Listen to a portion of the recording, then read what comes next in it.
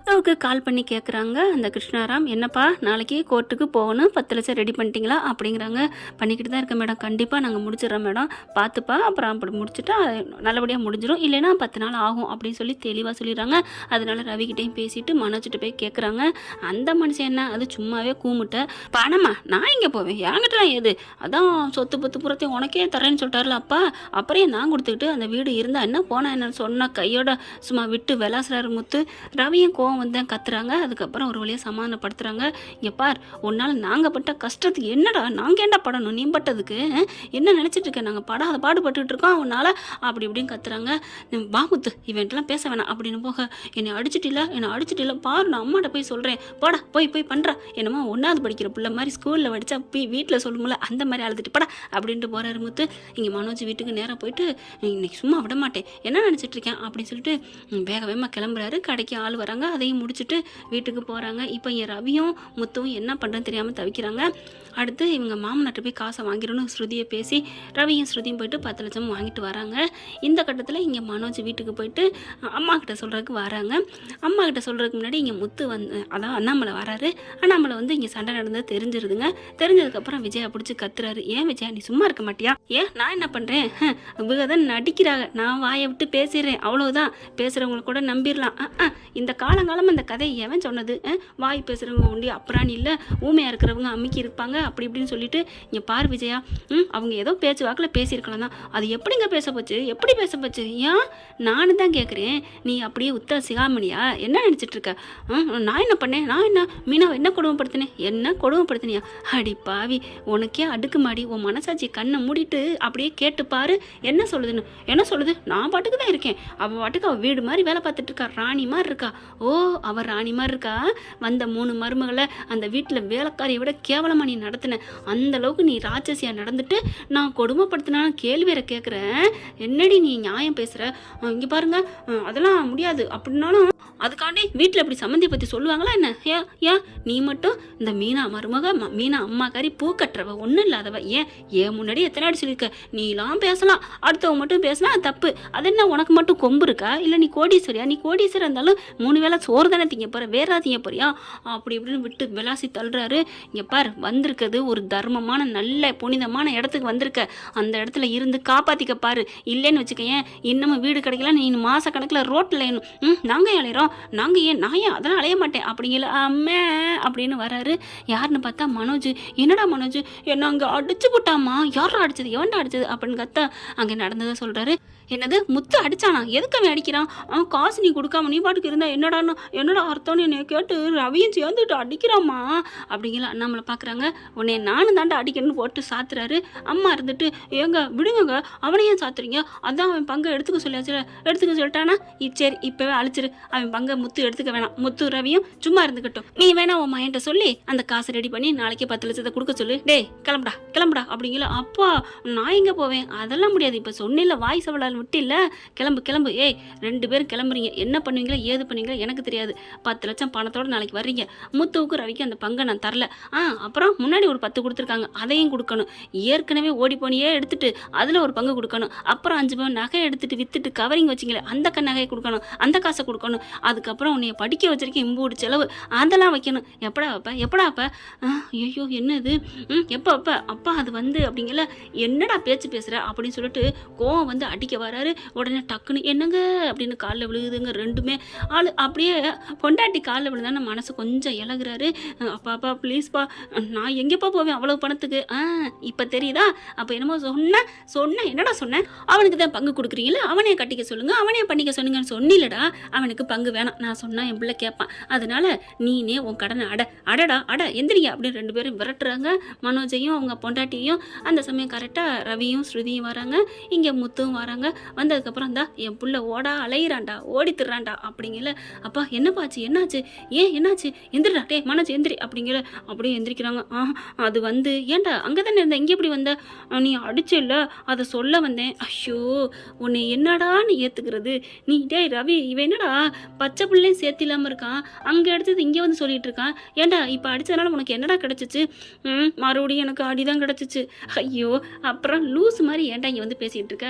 அவங்க அம்மா பார்க்குது. ஆமாம் நாங்கள் லூஸு தான், உங்கள் அப்பா உன் பக்கம் இருக்கிற வரைக்கும் நீ என்ன வேணாலும் பண்ணுவ, விஜயாவுக்கு கோவம் வந்து அடிக்க போறாரு. அப்பா அப்பா அப்பா அடிக்காதீங்கப்பா, விடுங்கப்பா, பாவம்ப்பா, அதெல்லாம் வேணாப்பா அப்படின்னு முத்து தடுக்கிறாரு. அண்ணாமலை பாக்குறாரு, பாத்தியா நீ என்னதான் வெறுத்து ஒதுக்குனாலும் அவன் உனக்காக பெத்த அம்மாங்கிற மதிப்பு வச்சிருக்கான், அதையாவது நீ புரிஞ்சுக்க விஜயா அப்படி பாக்குறாங்க. அம்மா இப்போ 6 மணி என்னம்மா பண்ண முடியும், நீங்க பாருடா, டே என்கிட்டலாம் காசு இல்லடா, நீங்க தான்டா கொடுக்கணும் அப்படி சொல்லல. ரவி பாக்குறாங்க, அப்பா நான் காசு ரெடி பண்ணி கொண்டாந்துட்டேன் அப்படிங்கிறல. என்னது கொண்டாந்துட்டீங்களா அப்படிங்கிற ஸ்ருதியும் பாக்குது. ஆமா இந்தாங்க 10 லட்சம் அப்படின்னு கொடுத்தா பாக்குறாங்க. 10 லட்சமா ஏது அப்படின்னு கேட்க, அது வந்து இல்ல ஏதுடா 10 லட்சம்னு சொல்லல. அப்படியே ஒரு மாதிரியா பின்னுறாங்க. சொல்லுடா உன் மாமனாட்ட வாங்கினியா அப்படின்னு அண்ணாமலை கேட்க, ஆமாப்பா. என்னம்மா ஸ்ருதி நம்ம வீட்டை நீ என்னம்மா நினைச்சிருக்க, என்னம்மா நினைச்சிருக்க? இல்லம்மா அது வந்து நாளைக்கு கொடுத்துட்டா வீடு நமக்கு வந்துடும்ல, அதுக்காக தான் அப்படி சொல்ல. விஜயா பாக்குறாங்க. அண்ணாமலை, விஜயா நீ சொல்லு, பணம் முக்கியமா உனக்கு அந்த வீடு முக்கியமா? எனக்கு வீடு முக்கியம்தான், அதுக்காண்டி என் பிள்ளைய விடணும்னு நான் அவசியம் இல்லை, எனக்கு வீட்டை விட என் பிள்ளைங்க தான் எனக்கு முக்கியம். இல்லை ஸ்ருதி நீ மன்னிச்சுக்க, தப்பா எடுத்துக்காத, எனக்கு இந்த காசு வேணாம். அப்பா 100க்கு ஒரு வார்த்தை. இன்னைக்கு தான் விஜயா நீ சூப்பராக இங்கே வந்ததுக்கப்புறம் உண்மையிலே நல்லவங்களோட சேர்ந்தோன்னு மனசும் நல்லவங்களா மாறிடும் போல இருக்கே.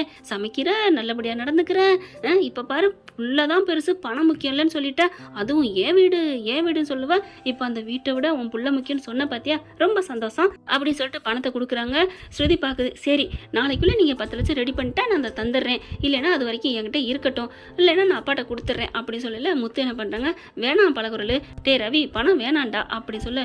அப்புறம் பணம் ஏதுன்னு, ஏது பணம் இருக்கா அப்படின்னு கேட்க, இருக்குடா அப்படின்னு சொல்லிட்டு தான் கையில் வச்சிருந்த பணத்தை எடுத்து கொடுக்குறாங்க. பணம் கொண்டாந்துட்டியா? பணமா? ஏதுடா உனக்கு ஏது, எப்படி 10 லட்சம் ரெடி பண்ண அப்படின்னு கேட்க, இங்கே விஜயா பணமா கொண்டாந்துட்டானா அப்படின்னு வாயை பிளந்து பார்க்க, மனோஜும் அதே மாதிரி பார்க்குறாங்க. எல்லாரும் அதிசயமாக பார்க்க பணத்தை எடுத்து வைக்கிறாங்க. முத்தும் மீனா எல்லாருமே ரொம்ப சந்தோஷப்பட்டு எடுத்து கொடுக்குறாங்க. இருக்கட்டுப்பா என் கையில் கொடுக்குறது இருக்கட்டும், பணம் ஏது அப்படின்னு சொல்ல, இல்லைப்பா என் 2 காரையும் நான் அடகு வச்சுட்டேன்ப்பா அப்படின்னு சொல்ல. என்னது அடகு வச்சுட்டியா, என்னடா சொல்கிற?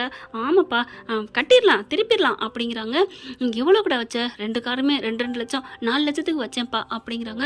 4 லட்சத்துக்கு வச்சிருக்க, அப்புறம் மீதி 6 லட்சம் என்னடா பண்ண அப்படி சொல்ல, மீதி 6 லட்சத்துக்கு அது வந்து அப்படிங்கிற சொல்லுடா, இதை எப்படி சொல்கிறதுன்னு எனக்கு சங்கடமாக இருக்குப்பா, என்ன சொல்லு அப்படிங்கல. என் காரை வித்துட்டேன்ப்பா.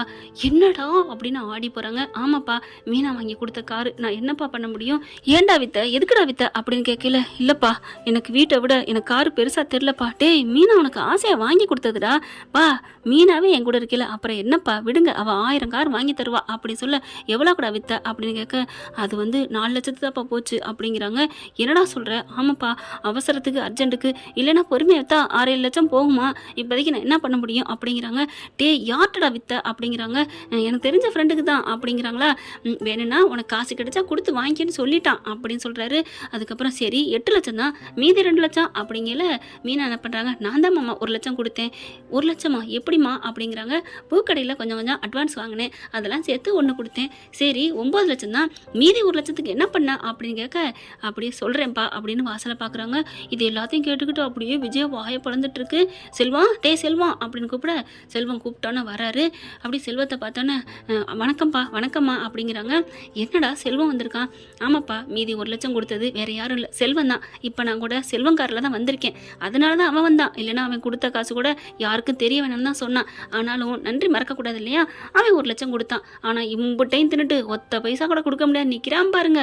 அதுலேயும் சொகுசா பொண்டாட்டி கூட மட்டும் பேச ஆசை இருக்கு, ஆனால் அடைக்கணும், கடை முக்கியம் அப்படின்னு நினைப்பே இல்லை அப்படிங்கிற செல்வத்தை பார்க்குறாரு அண்ணாமலை. எப்படிப்பா ஏதுப்பா 1 லட்சம் திடீர்னு, நீனே கடனாளியா இருக்க, உன்னால் எப்படியா அப்படின்னு கேட்க, நான் என்னங்க பண்ண முடியும், எங்ககிட்ட ஏழைப்பாளைங்க, என் பொண்டாட்டி காதில் கிடந்தது ஒரு அரப்பவன், கழுத்தில் கயிறு கட்டி ஒரு அரப்பவனில் இருந்துச்சு, அதை கொண்டே அடகு வச்சுட்டு தான் முத்துக்காண்டி கொடுத்தேன் அப்படிங்கிறாங்க. அப்படியே ஆடி போகிறாங்க. அப்படியே கட்டி பிடிச்சிக்கிறாரு அண்ணாமலை. எனக்கு ஒரு நன்மை பரசு கிடைத்தான், அதே மாதிரி நீ என் புள்ள முத்து கிடச்சிருக்கப்பா, உண்மையில் நட்பை விட பெருசு எதுவுமே இல்லை இந்த உலகத்துலன்னு நீங்கள் நிரூபிச்சிட்டீங்கப்பா அப்படின்னு சொல்லிட்டு கட்டி பிடிச்சிக்கிறாங்க. விஜயாவே ஒரு மாதிரி ஆகுது. கேட்டுக்கிட்டீங்களா அப்படிங்கிறாங்க. அதுக்கப்புறம் என்ன பண்ணுறாங்க, முத்துக்கிட்டே அந்த பணத்தை அப்படியே செல்வத்திட்ட கொடு அப்படிங்கிறாங்க. டக்குன்னு ஏன் எதுக்குனோட கேட்கல, செல்வத்திட்ட கொடுக்குறாரு. என்னடா நான் சொன்னோன்னே அப்படியே கொடுக்குறப்பா, நீ ஏதாவது சொன்னீங்கன்னா அதுக்கு ஒரு அர்த்தம் இருக்குப்பா, நான் கொடுத்துட்டேன்ப்பா, என்னப்பா பண்ணணும் அப்படிங்கல. செல்வத்தை பார்க்குறாங்க. செல்வத்திலேருந்து இப்போ குடியா அப்படின்னு சொல்லிட்டு காசை வாங்குறாங்க. விஜயா கூப்பிட்றாரு, வாங்கு அதை அப்படிங்கல. எதுக்கு, ஏன் உனக்கு காசு வேணாமா, அவன் கொடுத்தா வாங்க மாட்டியா? அப்படிலாம் இல்லை, அப்புறம் என்ன எதுக்குன்னு கேட்குற, என் பிள்ளை எப்படி சொன்னோன்னு கொடுத்தான், அது மாதிரி சொன்னோன்னே நீ கையை நீட்டி வாங்கியிருக்கணும். சரிங்க அப்படின்னு சொல்லிட்டு 2 பேருமா வாங்குறாங்க. இங்கே பார்ப்பா, நீ கொடுத்தது 1 லட்சம் இல்லை, நீ 1 கோடி ரூபா கொடுத்ததுக்கு சமம். அதனால தான் உன் கையிலேருந்து நாங்கள் வாங்கினோம். கண்டிப்பாக அதை அடைச்சிருவோம், உனக்கும் திருப்பி தருவோம். ஐயோ அப்பா, எப்போ வேணாலும் பார்க்கலாம்ப்பா, எனக்கு எப்படி முத்து எம்புட்டு உதவி பண்ணியிருக்கிறான், முத்தை விட எனக்கு இது பெருசு இல்லை அப்படின்னு சொல்லிட்டு கட்டிக்கிறாங்க. பார்த்துக்கிட்டியாடா அப்படிங்கிற ரவி ரொம்ப சந்தோஷப்பட்டு கண்ணை தொடச்சிக்கிறாங்க. அதுக்கப்புறம் ஸ்ருதி என்ன பண்ணுறாங்க, சரி மீனா சீக்கிரம் எனக்கு ஒரு காஃபி கொடுங்க, குடிச்சிட்டு எனக்கு வேலை இருக்குது. என்ன இருந்து சாப்பிட்டு போகலாமே, உடனே ஒரு முக்கியமான வேலை இருக்குது அப்படிங்கிறாங்க. என்ன வேலை? இந்த பணத்தை கொண்டு மிஸ்டர் எங்கள் அப்பா கிட்ட கொடுக்கணும்ல அப்படி சொன்னோன்னே சிரிக்கிறாங்க எல்லாருமே. என்ன ஃப்ரெண்ட், இப்படிலாம் போக வாய்ப்புகள் இருக்குங்கிறீங்களா? எப்படி போனாலும் இந்த மனோஜுக்கும் விஜயாவுக்கும் ஒரு தீர்ப்புமே கிடைக்க மாட்டேங்குதுங்க. ரோகிணியாச்சும் அப்பப்போ கும்மாங்குத்து வாங்கிக்கிட்டு இருக்கு, ஆனால் இதுங்க 2 தப்பிச்சுக்கிட்டே இருக்குங்க. அதாங்க தாங்க முடியலை. என்ன தண்டனை கிடைச்சா நல்லாயிருக்கும் அப்படின்னு நம்ம கமெண்ட்ஸில் உங்கள் பொண்ணான கையில் ஒரு லைக்கை போட்டு சப்ஸ்கிரைப் பண்ணி கருத்தை தெரிவிச்சிருங்க ஃப்ரெண்ட். Thank you friends. இந்த வீடியோ உங்களுக்கு பிடிச்சிருந்தா தயவு செய்து லைக் பண்ணுங்க. இன்னும் அப்டேட்ஸ்க்காக சேனலை சப்ஸ்கிரைப் பண்ண மறக்காதீங்க. நம்ம கிட்ட இருக்க எல்லா சேனல்ஸோட லேட்டஸ்ட் வீடியோ அப்டேட்ஸ்க்காக மேல ரைட் சைடுல காட்டுற லிங்கை கிளிக் பண்ணி வாட்ஸ்அப் குரூப்ல ஜாயின் பண்ணுங்க. உங்களிடம் விடைபெறுவது நான் உங்கள் மெஹர்.